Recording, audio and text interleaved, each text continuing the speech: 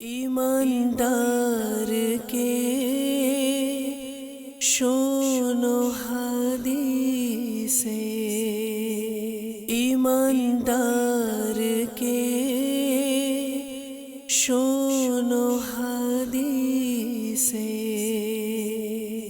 अल्हम्दुलिल्लाहि रब्बिल आलमीन वस्सलातु वस्सलामु अला खातामिन नबिय्यीन अम्मा बअद फ़अऊज़ु बिल्लाहि मिनश शैतानिर रजीम बिस्मिल्लाहिर रहमानिर रहीम अस्सलातु वस्सलामु अलैका या रसूलल्लाह व अला आलिका व अस्हाबिका या हबीबल्लाह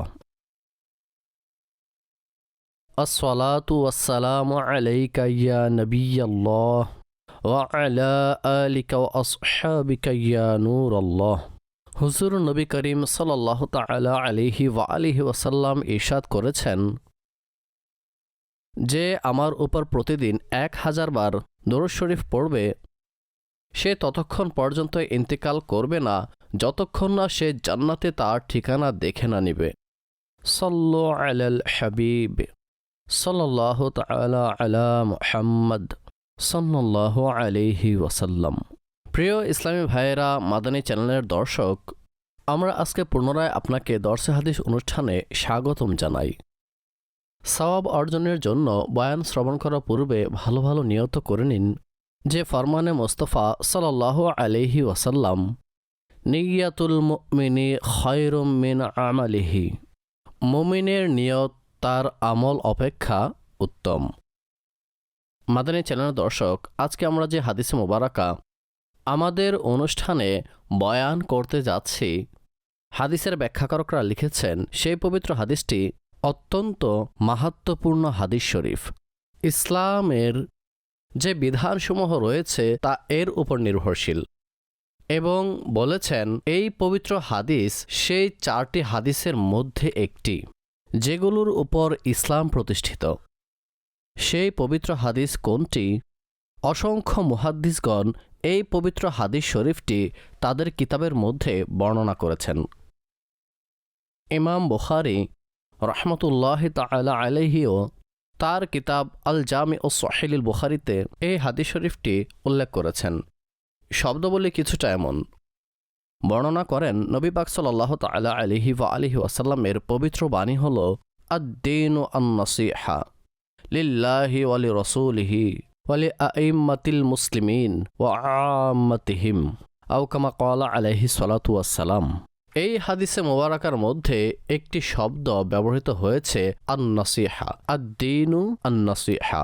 নাসীহা এটি আরবি ভাষায় অনেক ব্যাপক শব্দ, অর্থাৎ এর অর্থ ব্যাপক, অন্যের মঙ্গল করা, অন্যের কল্যাণ কামনা করা, আন-নাসীহা। তো অনুবাদ এভাবে হলো, নবী পাক সাল্লাল্লাহু আলাইহি ওয়াসাল্লামের এই মুবারক বাণী হলো, ইরশাদ করেছেন ইসলাম হলো কল্যাণের নাম, আদ-দীনু আন-নাসীহা। আল্লাহ তাবারক ওয়া তাআলার জন্য এবং তার রসুলের জন্য আর মুসলমানদের ইমামদের কল্যাণ এবং সাধারণ মানুষের কল্যাণ করা, এটা হলো ইসলাম। আল্লামা কিরমানি আলাইহি রহমতুল্লাহিল ওয়ালি তিনি অন্য এক স্থানে এই পবিত্র হাদিসের এ ধরনের শব্দাবলী, যার মধ্যে আন-নুসহু লিকুল্লি মুসলিমিন শব্দাবলী এসেছে, এই শব্দাবলীর ব্যাখ্যা বর্ণনা করতে গিয়ে বলেন, ওয়া আম্মান নাসীহাতু লিল আম্মাতি ফাইরশাদুহুম ইলা মাসালিহিহিম ওয়া কাফুল আযা আনহুম।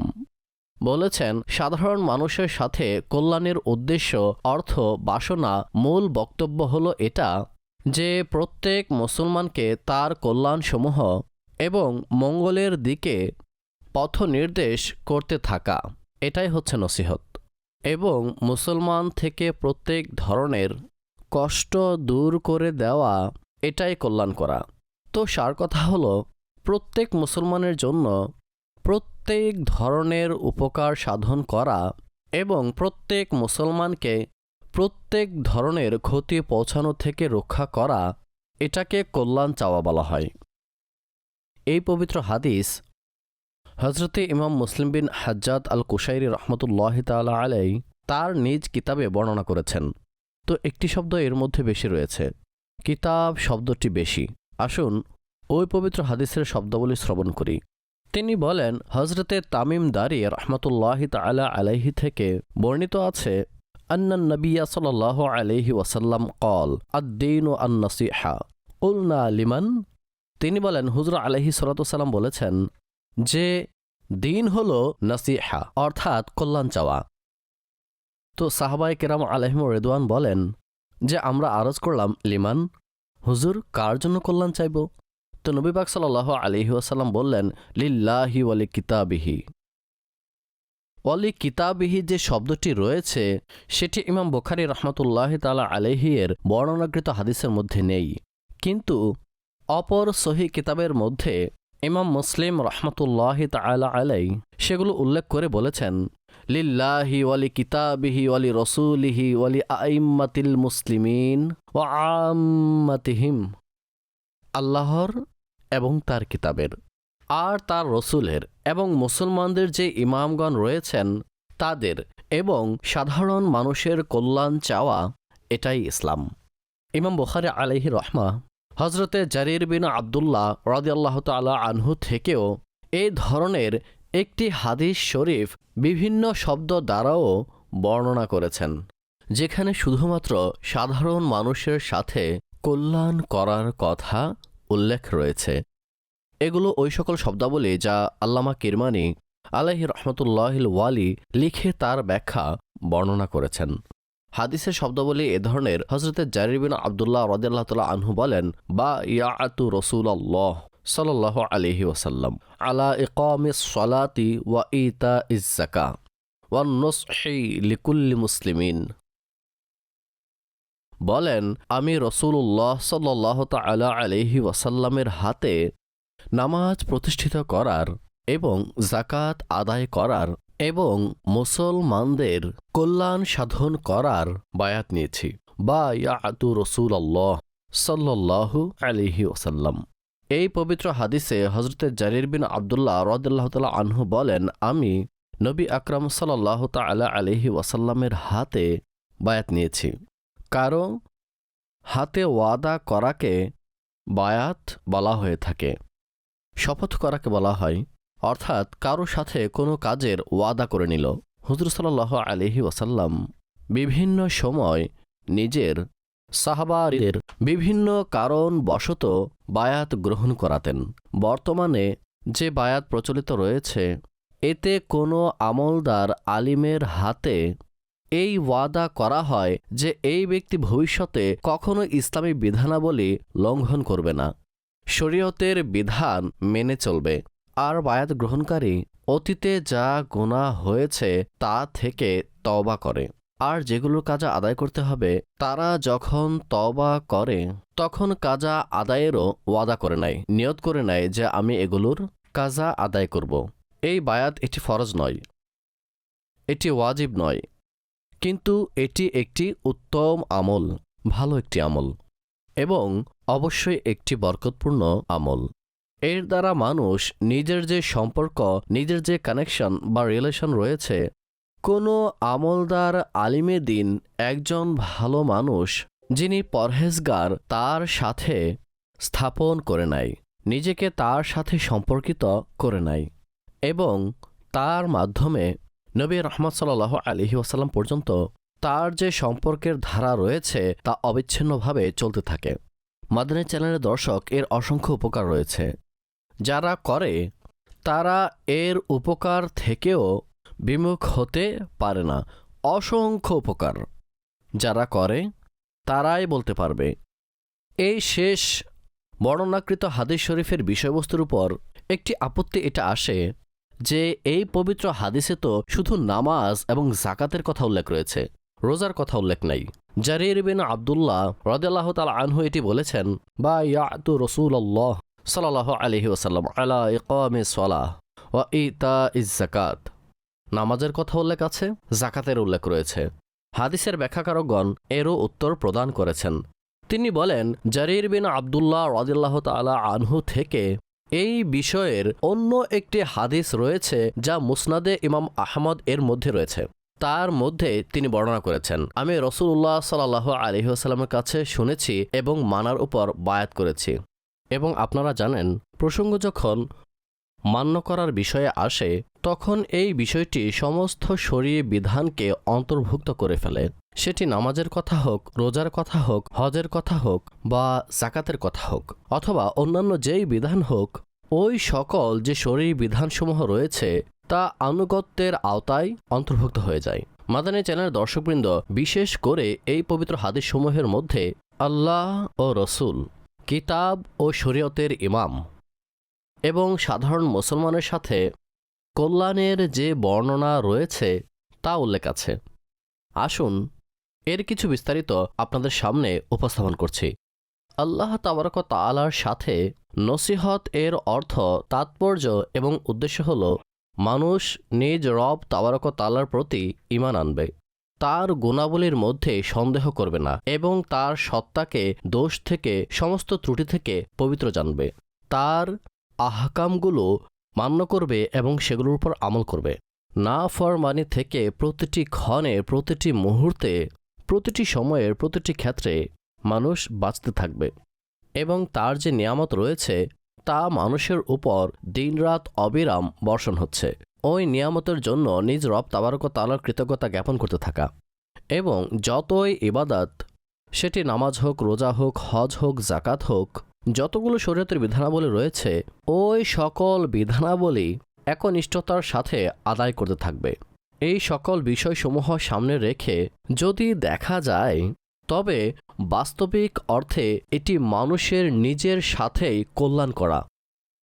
আমাদের নামাজ, আমাদের রোজা, আমাদের হজ, আমাদের যাকাত, তাতে প্রতিপালকের উপকার নেই, আল্লাহ তাবারক ওয়া তাআলার এগুলোর কোনো প্রয়োজন নেই। দর্শক, প্রয়োজন আমার এবং আপনার, উপকার আমাদের। আর উপকার যখন আমাদেরই, তো কল্যাণ কাদের হলো? কল্যাণ তো মূলত আমরা আমাদের নিজেদের সাথেই করেছি, যে আল্লাহর বিধানের উপর আমল করে আমরা আমাদের নিজেদেরকে জাহান্নামের আগুনের জ্বালানি হওয়া থেকে বাঁচিয়ে নিয়েছি। তো কল্যাণ নিজের সত্তার সাথে, নিজের অঙ্গের সাথে, নিজের দুনিয়ার জীবনের উন্নতির জন্য, নিজের পরকালের মুক্তির জন্য হয়েছে। কেননা আল্লাহ তাবারক ওয়া তাআলা সকল প্রকারের কল্যাণকারী এবং সমস্ত পৃথিবী থেকে তিনি অমুখাপেক্ষী। এই কথা স্মরণে রাখবেন। আমরা যদি রোজা রাখি, অথবা আমরা নামাজ আদায় করি, বা আমরা যাকাত আদায় করি, হজ ফরজ হয়েছে তো করে নিয়েছি, অথবা করতে যাচ্ছি, অথবা তার জন্য আমরা প্রস্তুতি নিচ্ছি, এগুলো সব নিজের সাথে কল্যাণ করা। আর আল্লাহর রসুল অর্থাৎ নবী রাহমাত সাল্লাল্লাহু আলাইহি ওয়াসাল্লামের নসিহত কি? হাদিসের ব্যাখ্যাকারকগণ বলেন, সেই নসিহত হল তাকে সকল নবীদের সর্দার মানতে হবে। প্রিয় নবী আম্বিয়াদের সর্দার, নবীদের ইমাম, আল্লাহর মাহবুব শেষ নবী হয়ে এই দুনিয়াতে তাশরিফ এনেছেন। তার যে সমস্ত গুণাবলী রয়েছে সেগুলো স্বীকার করা। জান, মাল, সন্তান, যা কিছুই মানুষের নিকট রয়েছে তারা যেন সেগুলোকে প্রিয় মনে না করে, বরং নবী রহমত সাল্লাল্লাহু আলাইহি ওয়াসাল্লামের পবিত্র সত্তাকে প্রাধান্য দেয়। হুজুর আলাইহি সাল্লাতু সাল্লামের প্রতি ভালোবাসা এই সকল ব্যক্তি থেকে বেশি হওয়া চাই। নবী রহমত সাল্লাল্লাহু আলাইহি ওয়াসাল্লামের আনুগত্য করা হোক, তার নির্দেশ মানা হোক, তার আলোচনাকে সমুন্নত করা হোক, তার সুন্নাতের উপর আমলদার হয়ে যাওয়া উচিত। তার যে উত্তম চরিত্র রয়েছে তা নিজের জীবনে প্রয়োগ করা উচিত। তিনি সাল্লাল্লাহু আলাইহি ওয়াসাল্লামের উপর অধিক হারে দরুদ পাঠ করা, তার পবিত্র আহলে বাইত এবং তার যত সাহাবাগণ রয়েছে ওই সকল সাহাবীদের ভালোবাসা, এটা যেন মোস্তফা জানে রহমতের সহিত কল্যাণ করা। আর যদি দেখা যায় তো এই কল্যাণ করাটাও একজন মুসলমান তার নিজের সত্তার সাথে কল্যাণ করা। এই সকল বিষয়কে মেনে নেওয়া এবং এর উপর আমলদার হয়ে যাওয়া, এটা নিজ সত্তার সাথে কল্যাণ করা। এবং আল্লাহর কিতাবের কল্যাণ, এর দ্বারা উদ্দেশ্য হল কোরআনের উপর, কালামে মাজিদের উপর ঈমান নিয়ে আসা, যে এটি আল্লাহর বাণী এবং সৃষ্টি তার মতো তৈরি করতে সক্ষম নয়। সম্মান ও আদবের সাথে সেটি তিলাওয়াত করতে হবে এবং সেটার অর্থের প্রতি চিন্তা ভাবনা করা, মনোযোগ দেওয়া এবং চিন্তা করা যে আল্লাহ কি বলেছেন। অন্তরের গভীরতা থেকে কোরআনের তিলাওয়াত করা উচিত, তা স্বীকার করুন এবং এই কালামে মাজিদের যে দাবি রয়েছে, বিধান রয়েছে, তার উপর আমল করা হোক। মাদানী চ্যানেলের দর্শকবৃন্দ, ভালোবাসার দাবি থাকে।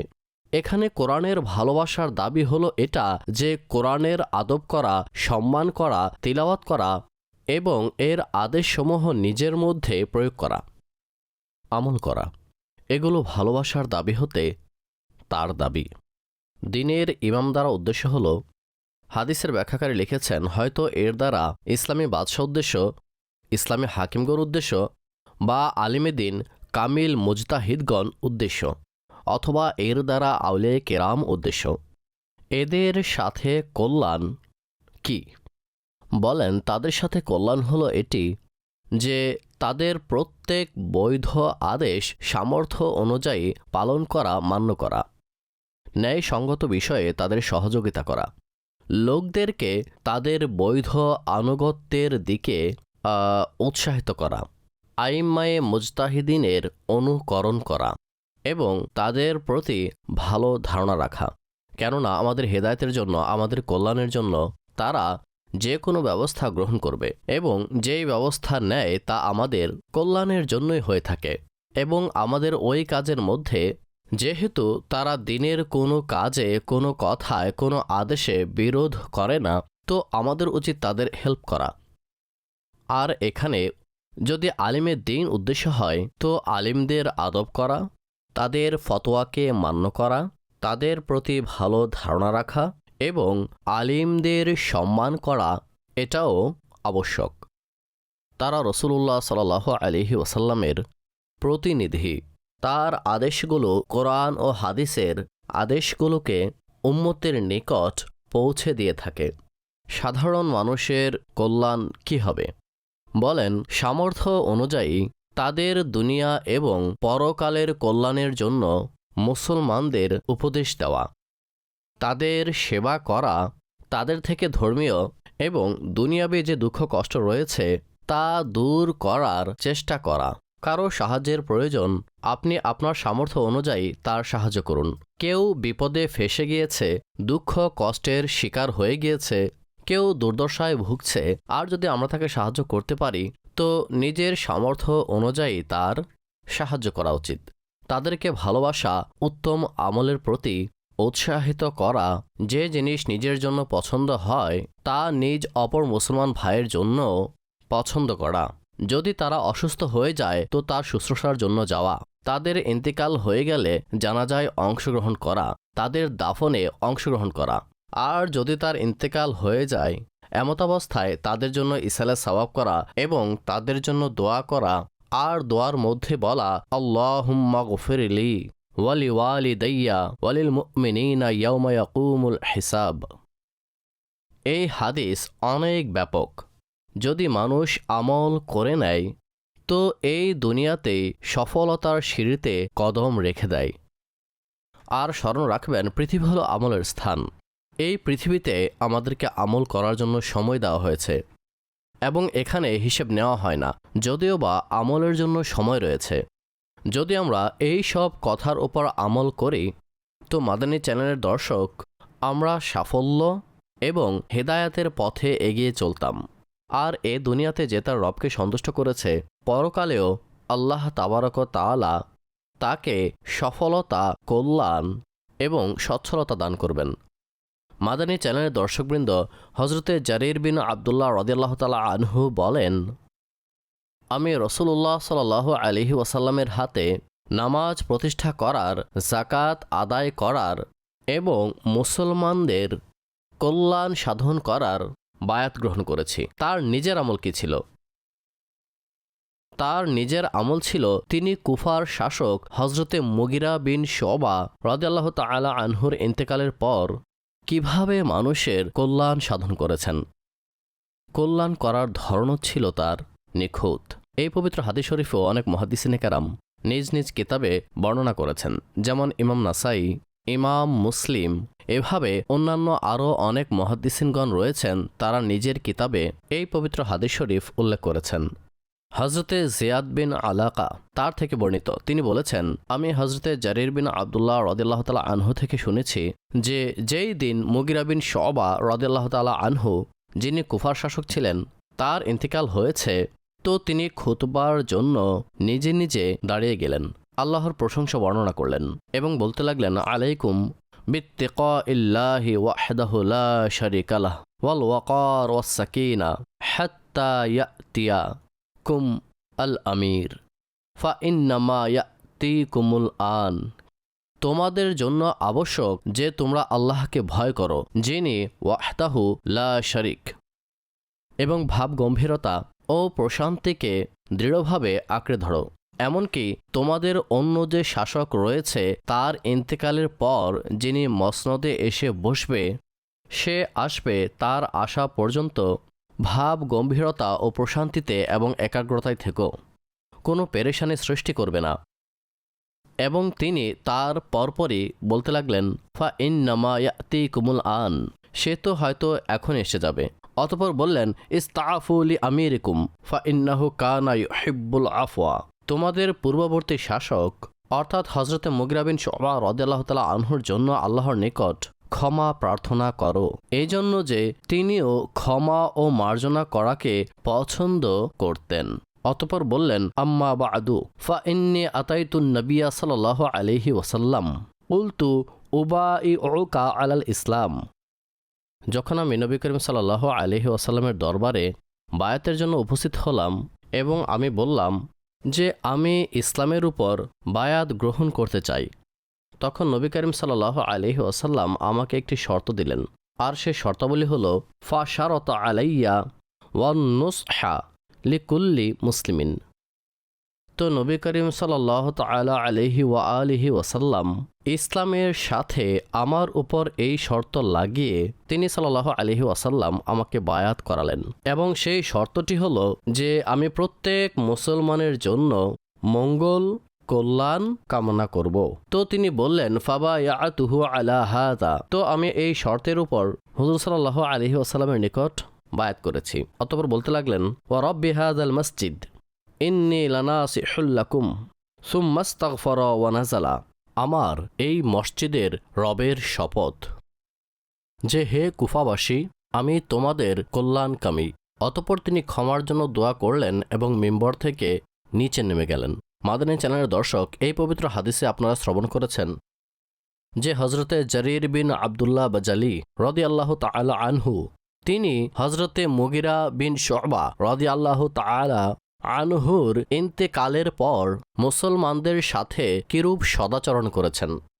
এর পূর্বে সেখানে চিৎকার চেঁচামেচি হতো এবং একে অপরের সাথে ঝগড়া বিবাদ করত যে অমুককে আমির বানানো হোক, অমুককে না বানানো হোক, একে অপরে এই শাসনভার নিয়ে তর্কে লিপ্ত হতো।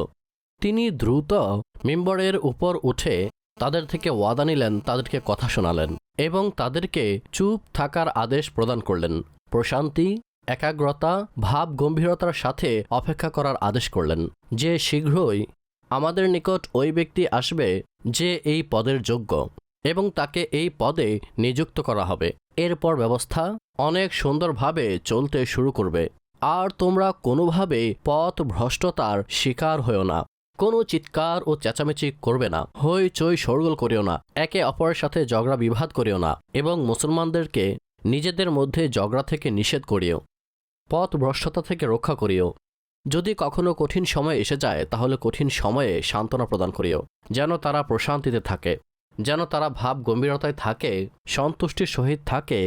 এতে অনেক বড় কল্যাণ নিহিত রয়েছে। মাদানী চ্যানেলের দর্শকবৃন্দ, যা ওই সময়ে হজরতে জারির বিন আবদুল্লাহ বাজালি এই ব্যবস্থাপত্র নিয়ন্ত্রণ করে খুব দ্রুত নিজের আওতায় এনে মুসলিম উম্মাহকে পরীক্ষায় পড়া থেকে বাঁচানোর চেষ্টা করেছে। এবং এই প্রেক্ষিতে তিনি বলেন, আমি নবী রাহমত সাল্লাল্লাহু তাআলা আলাইহি ওয়া আলিহি ওয়াসাল্লাম থেকে বায়াত গ্রহণ করেছি যে আমি সকল মুসলমানের জন্য কল্যাণ কামনা করব। তো মাদানী চ্যানেলের দর্শক, আমাদেরও উচিত যে মুসলমানদের জন্য কল্যাণ কামনা করা। ছোটখাটো বিষয়ে রাগান্বিত না হওয়া উচিত, দুশ্চিন্তা প্রকাশ না করা উচিত, কারো খারাপ কথায় বা কারো উচ্চ কণ্ঠের কথায় চিন্তিত না হওয়া উচিত।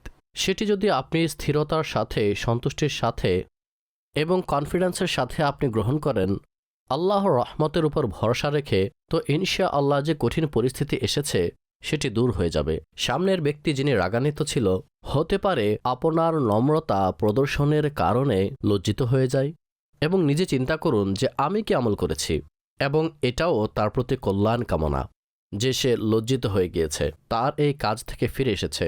আল্লাহ করিম আমাদের সবাইকে আমল করার তৌফিক দান করুন। আমিন বিজাহিন নবীল আমিন সাল্লাল্লাহু তাআলা আলাইহি ওয়া আলিহি ওয়া আসহাবিহি ওয়াসাল্লিম। ईमानदार के शोनो हदीसे ईमानदार